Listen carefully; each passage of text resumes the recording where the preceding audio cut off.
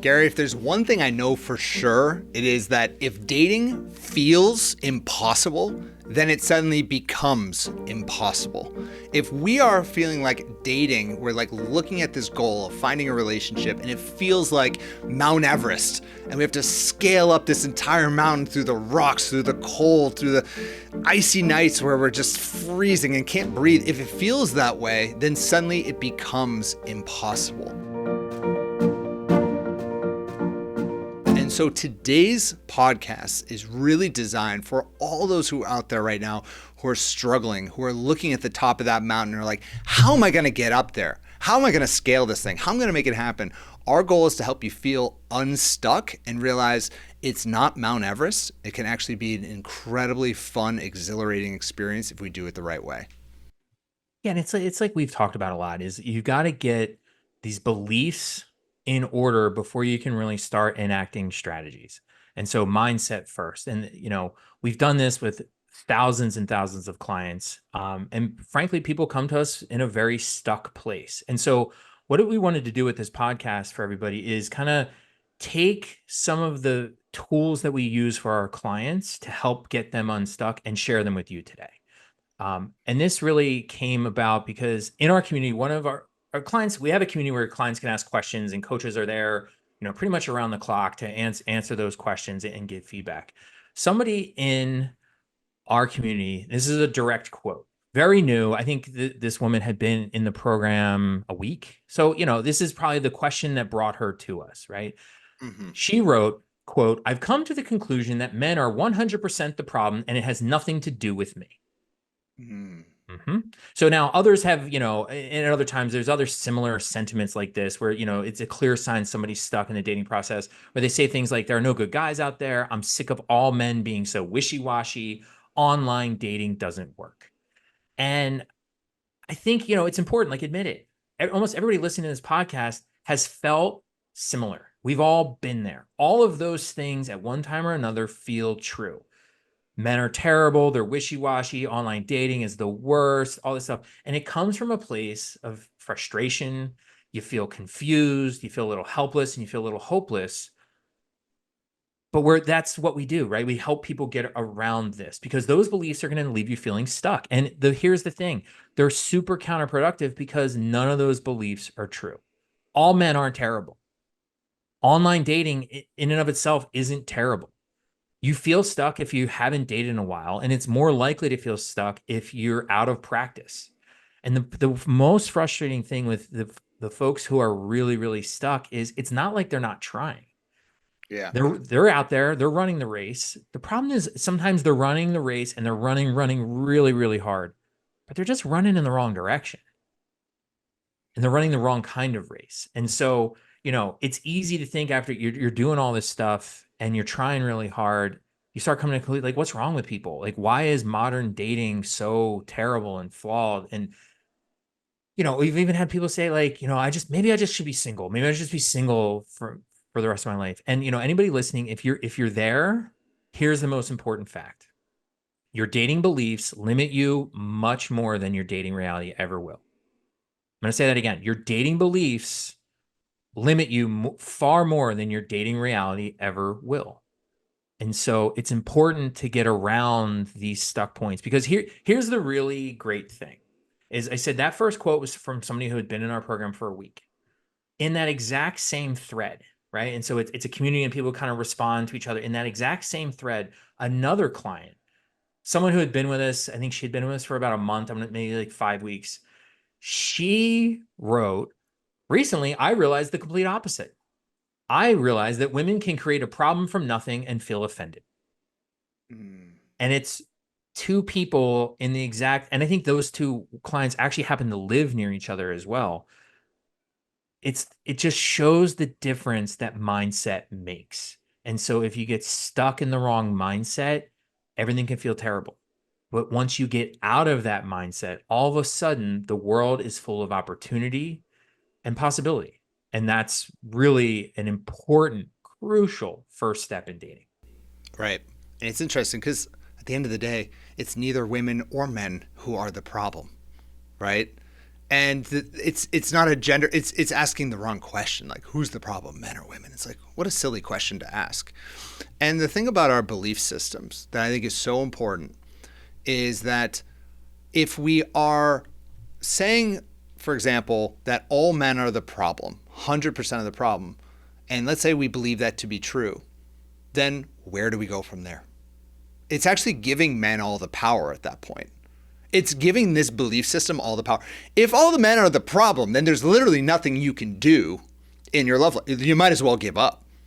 So it's like, even if we took the belief system, and I'm going a little rogue here, Gary, so stick with me here, but even if we believed this statement to be true, and I'll adjust it a little bit, men are mostly the problem in today's dating scene. Let's say we somewhat believe that to be true.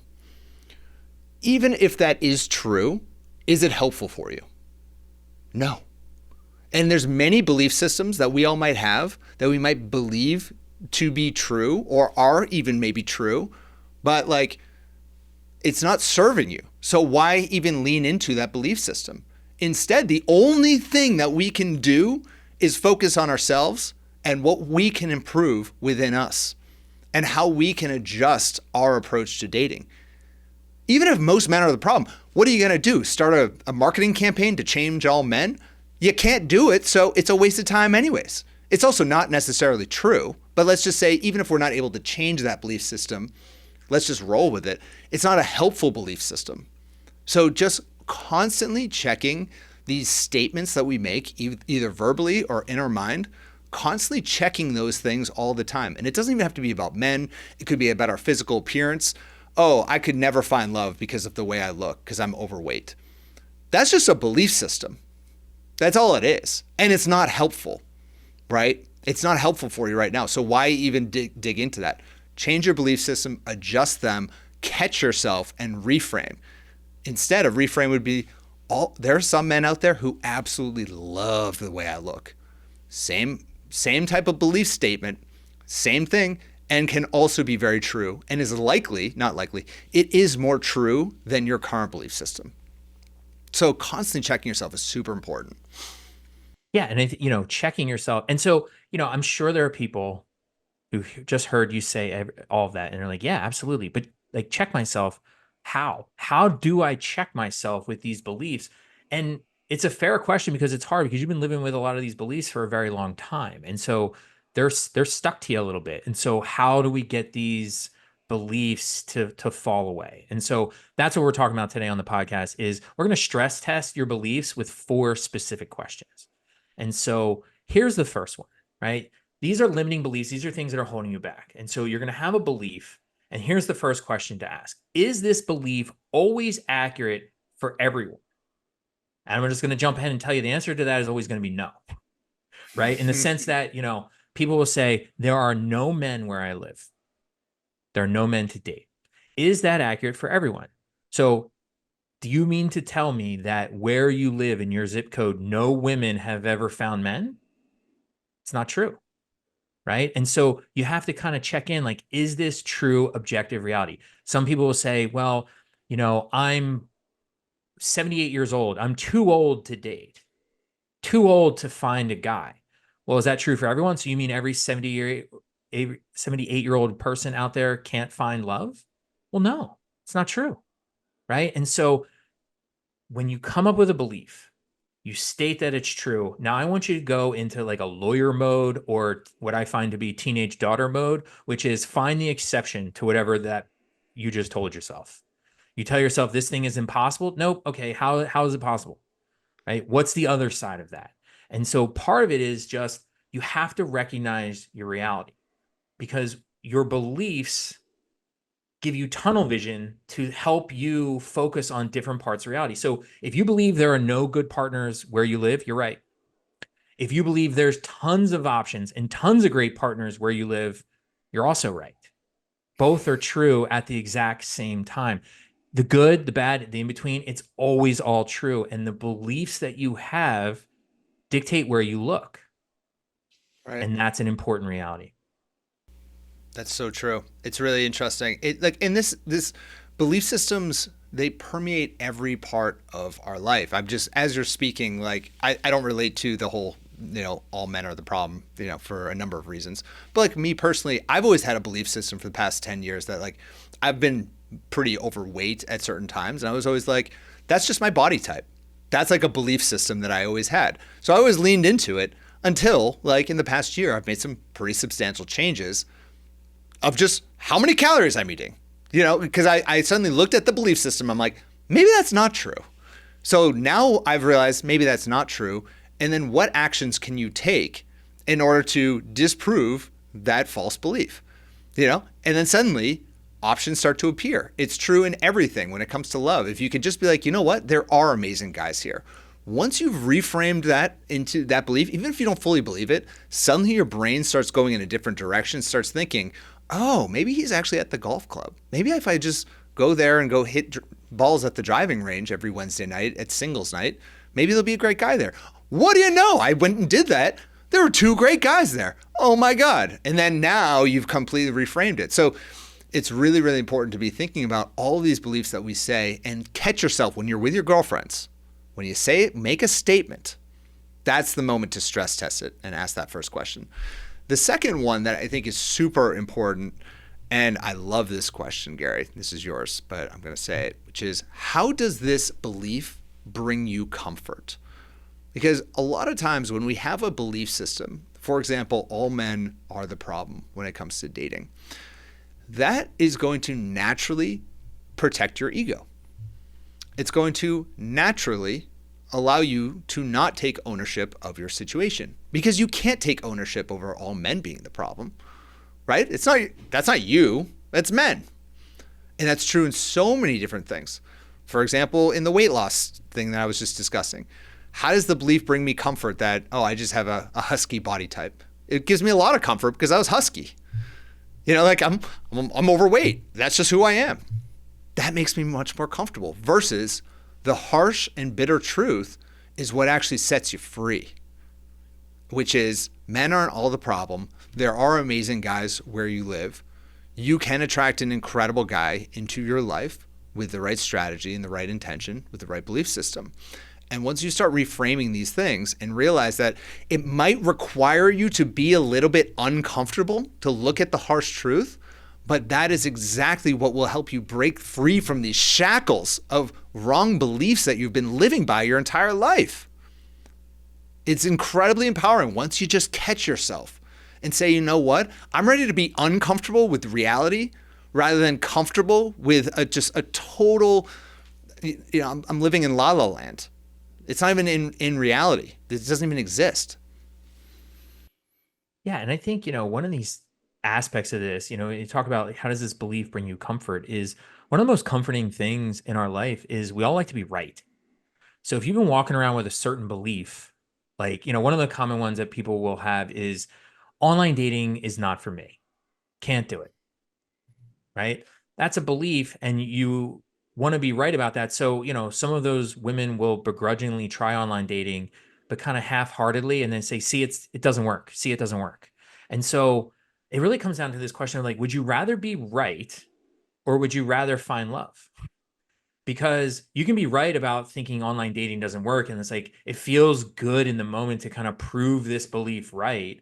But really, it's just a self-fulfilling prophecy. Like, you're part of the reason why it's not working. And it's because your belief dictates your reality, right? What's more important, like validating your expectations or finding a way to grow and improve as a person? I don't know. That's not even close to me. Like, the second part is infinitely better. Growing and improving and changing is super important. And so, people get a lot of comfort from their beliefs, particularly their beliefs about their past, like what has happened in their track record, kind of keep going back and reliving the past and the wrong decisions, or these feelings of persecute, like this shouldn't have happened to me. It's not fair. And like kind of continuing to like go back and lean on those past experiences can be quite comforting, because again, it sort of absolves you of responsibility, and it makes it like, what was I supposed to do? There's not much else I can do. Very much, I think your example about, I like the word husky, by the way, like the huskiness of the body type is like, this is who I am. right? It's like, Yeah. it's comforting because it absolves you of responsibility. It's like, it doesn't matter anymore. And it's tough because, so much of what coaching is about pushing you out of comfort zones and like challenging beliefs. And it can be tough work at times. It's a lot easier when you have someone by your side, but it's so incredibly necessary to have the breakthroughs that you're looking for. Yeah. Well, I say it all the time to our coaching staff. Like, if we're not making some clients frustrated sometimes, we're not doing our job. If we're not creating a visceral reaction with clients, then we're not giving them the truth. Like, if too much advice out there and coaching is like, you're so great. Oh my God, you are just the most perfect person in the world. And we're going to manifest the man into your life by doing these weird affirmations and doing this weird candlelight thing. And that isn't in line with reality. Those things give you comfort, but it's not challenging you. And that's what a good coach does. And by the way, that's what a good partner in life does, is they challenge you, right? They challenge you. And all of these things, when it comes to our beliefs, I think like getting to the root of this, I'm really thinking about this. Like, people are kind of married to their ideas and their beliefs become a part of their identity. And if you can disassociate your beliefs from your identity and actually enjoy the process of changing a belief and being proven wrong, then suddenly you're going to get so much closer to the truth in the long term. Like, and that's taken me a while, but like, I truly enjoy being wrong. And Gary, you've seen this. Like, hopefully you've seen this, and I think you're the same way with me. Like, we'll sometimes debate about something, and you get me over the line. I'm like, yeah, like, you're so right. I was so wrong about that, and I've seen you do that with me. And it's because we're not married to our beliefs. It's like we have an idea, we have an opinion. This is what we think, but when faced with reality, suddenly, new belief system. Great. That's awesome. I'm so glad I have this new belief system because now I'm in reality. And it might be a little uncomfortable for me to look at, but hey, I'm getting closer to my goals, which is super important. There's a big difference between being right and seeking the truth. And so Mm. many people who are not so far along on their journey are just focused on being right all the time because that doesn't force you to change. It doesn't force you to reconsider. It doesn't, challenge you. But if you're not challenging yourself, you're not going to change either. And so don't focus on being right. Focus on finding the truth. Whatever that happens to be in whatever situation you're in, that's really important. And so, that second question was, everybody likes to be right. The third one is about change. And so the third question is, how does this belief allow you to avoid change? Because make no mistake, almost everybody hates change, right? Every single time that Facebook changes a little something about its interface, people freak out. Freak out. Right? It's like, if you ever Yeah. driven around the roads in your town and all of a sudden there's a detour, you see people forget how to drive because it's like something's different here. Like, what's going on? We're not very good with change. And so we don't like change because change suggests that there's going to be some effort involved. And so what I think is really funny about dealing with relationships on a day-to-day basis is that people have two common assumptions about relationships. The first one is relationships are complicated, right? They're hard. It's confusing. It's hard to figure out men. It's hard to figure out women, et cetera, et cetera. It's like they're complicated. But equally, if not even more common, is the other assumption, which is relationships are common sense. Only one of them is true, though. And it's the first one. Relationships are complicated. Dating is hard. That's the reality. And so change has to happen. And the thing that people don't like about change is change involves something which I think is actually the secret to success in all things in life. The secret ingredient to success in dating and life, I think, is failure. You have to be willing to fail. You have to be willing to take a shot at something that's not guaranteed to work, right? I tell college students all the time, don't just take classes that are easy A's. That's not going to, if you already know the information, you're not like, that's not helping you. We're here to grow and improve as people. And so you got to do things that challenge you. Everybody fails. Everybody. The most successful people that any of you listening know, they have failed more than the unsuccessful people. By far. 100%. 100%. Thing is, not everybody looks at failure the same way. Some people look at failure as I'm terrible, I'm wrong, this is not good. And so that's not what successful people do. Successful look at failure as like, okay, that didn't work. What's next? Oh, that didn't work. Why did that not work? Let me think about why that didn't work. Let me grow and learn from that experience and go on to the next thing. And so, when my daughter was younger, I was a coach of both travel soccer, travel softball, even a little short spat is for basketball. And one of the things I got really fond of saying to them, because I always thought sports was more about like teaching them about life, was, when things didn't go well, particularly in softball. I mean, you don't get a hit every time. I would say to them, don't get defeated. Like they would come back and they would like be like, oh gosh, this is terrible. I say, don't get defeated, get determined. Learn from what just happened. Now use that to be more determined for the next time you're out there. And it's the exact same thing with dating. Yeah.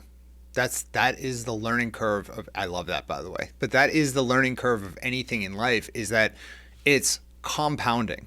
Learning is a compounding experience. It's not just instantly transformational. Like all the people out there who tell you how to make $1 million over the next month, just buy my course. Yay. Like that's not how the real world goes. It is through, you attempt something, see how it works. You ideally do it with a strategy. It doesn't work, but then you know why. I'm going to do a little bit better next time, do it better next time. And then it continues to grow and it compounds on itself from there. And so sometimes, in fact, it's better to fail a lot at the beginning because you get so much learning. Sometimes the worst thing that can happen is you instantly go in and you're instantly successful and you attribute the wrong thing to your success because you actually don't know why you were successful at that very thing. It's like the woman who was like, "Oh, I found my husband at 25 and he was just perfect and here's what I did." It's like, "Well, did you date at all?" No, we just met and he was the only guy I dated." It's like, I don't want to hear any dating advice from you because you didn't fail. Like you actually didn't learn anything because you haven't failed. I mean, you might tell me a lot about having a 30-year marriage or whatever. That's fine. I'm sure there's a lot of failures there, but it's like, in order to really be able to change your life, like you have to go through some of those downsides, some of those failure points. That's how you really learn. Those are the moments. So I love that. Yeah. And I think the key is embrace it. Right. And so it's going to hurt. Not saying it's not, but like, what I say to clients all the time is like, take a moment, let it hurt. And then you get a moment of this sucks, and then you move on and then use it as a stepping stone for success. And that's going to propel you on to the future. Right. And when it comes to dating, finding a person isn't as much about what happens to you, but it's how you react to the process. And so some of that's going to involve a little bit of change. And you have to realize how those beliefs that you hold are actually restricting you and holding you back from the change that's going to get you where you actually want to go. Right. Yeah. And when you're getting out there and you're failing and things aren't working out, you either find love or you learn. That's how it goes. It's like Thomas Edison would always say, I haven't failed, just found 10,000 ways that won't work. When he was trying to, was it the light bulb, I believe? Yeah, yeah. It's just like, you just keep trying and you know a bunch of ways that don't work. And that's how you get to your ultimate goal. And that's what resilience is all about. It's about being able to overcome those challenges and being willing to change our approach every single step of the way. So it's great. So hopefully the first three questions have given you a little bit of a sense of like, yeah, I really do want to change some of these beliefs, right? I've kind of seen how I don't just want to say yes, I'm resistant to change. It's not true for everybody. And so now it's like, let's get down to actually making a difference here. And so the fourth question is, how can I prove my belief wrong? And so if you had to show that your belief was wrong, online dating doesn't work, for example, what would you do? And so this is a technique that I'm calling purposeful pattern disruption. And so when I was a kid, my dad was very fond of saying, if it ain't broke, don't fix it, which I think is actually really good advice. Like if it's not broke, don't play around, like just enjoy that it's working. I think the opposite though is also true. If it ain't working, don't stick to it. And so the other way to just say this very simply is don't be stubborn. Don't be stubborn and stick to beliefs just for the sake of sticking to beliefs. Purposefully disrupt your pattern. Yeah.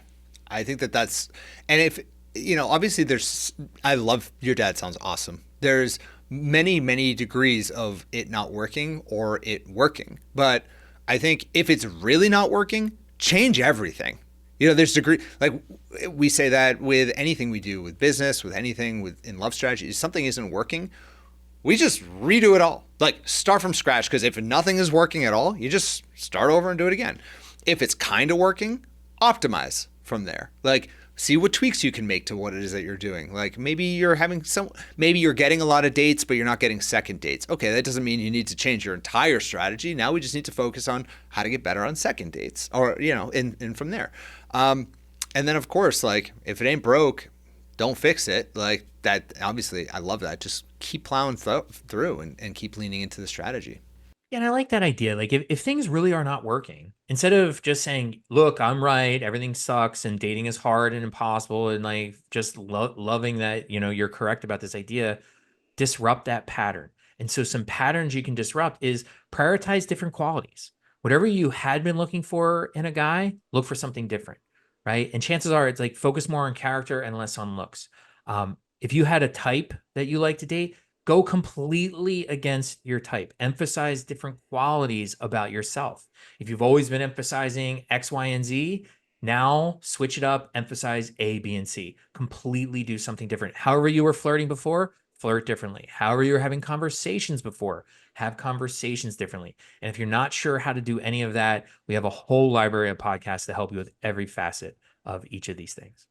Yeah. And don't be afraid to change. Like, I think that's the thing is we were talking about your identity earlier and being okay with redefining your identity. That's a lot of what dating is at times, especially for those who maybe recently divorced and relationships in the past, and they're like, finding it difficult to date. Now is a great time to just change everything. And like, it might be a little bit uncomfortable, but that is the point. Like once you are a little bit uncomfortable, suddenly changing other parts of your life becomes easy.